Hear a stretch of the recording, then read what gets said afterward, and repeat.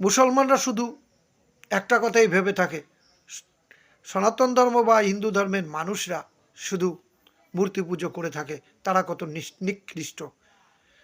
না বন্ধুগণ, সনাতন ধর্মের মানুষের দুই রকমের উপাসনা করে, এক সাকার আর এক হচ্ছে নিরাকার।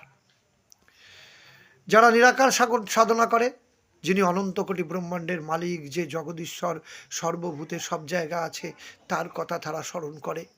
খেতে বসতে শুতে উঠতে তারা সেই অনন্ত কোটি ব্রহ্মাণ্ডের মালিক, সেই পরম ব্রহ্মকে স্মরণ করে। বা দিনের যে কোনো একটা সময় তারা সেই জগদীশ্বরের ধ্যান করে। অনন্ত কোটি ব্রহ্মাণ্ডের মালিক যে জগদীশ্বর, সেই জগদীশ্বরের কোনো মূর্তি হয় না। কত মানুষ তো তারা বনে জঙ্গলে গুহায়, এমনকি হিমালয়ের বরফের উপরে গিয়ে তারা ধ্যান করে।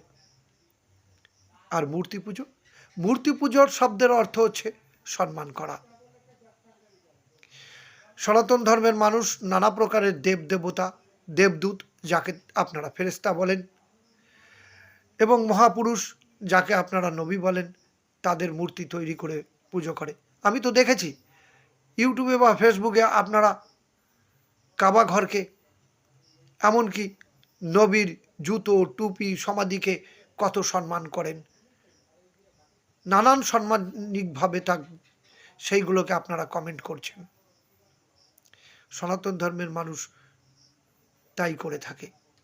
শুধু দেবদেবতা ফেরেশতা দেবদূত নয়, এমনকি তারা জ্ঞানীগুণী মানুষের পুজো করে। ফুল বেলপাতা তুলসী পাতা ধীপ ধূপ এবং শঙ্করধ্বনি উলুধ্বনি দিয়ে তারা সম্মান করে।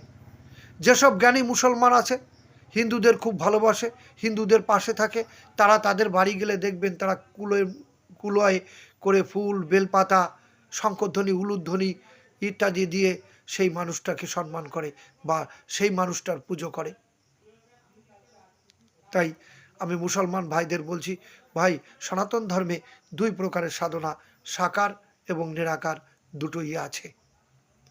যারা ভিডিওটি শেষ পর্যন্ত শুনেছেন তাদের ধন্যবাদ।